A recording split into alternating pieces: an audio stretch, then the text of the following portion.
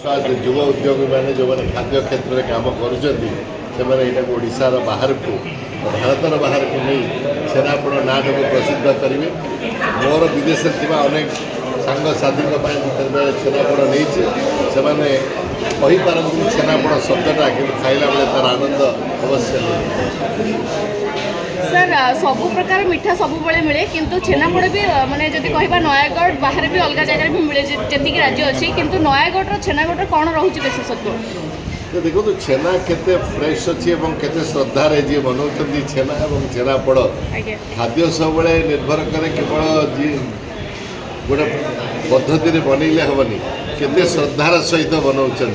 तेणु खंडपड़ा नयागढ़ जो श्रद्धार सहित से बनाती सेटा छेनापोड़ सेठिका छेनापोड़ को अधिक प्रसिद्ध कर मोर विश्वास। देखो जीआई टैग गोटे लेवल मान्यता होची आपण मैंने अन्य माने जोभली रसगोला बा अन्य जिनसर विवाद अच्छी से विवादटा हो पार ना कहीं जीआई टैग आसार अर्थ है आपण यही एरियाटा को ये गोटे पदार्थ सहित जोड़ुं तेणु से मान्यता बर्तमान छेनापोड़ को मिल सारी से भविष्य में विवादर बाहर रही। Thank you sir.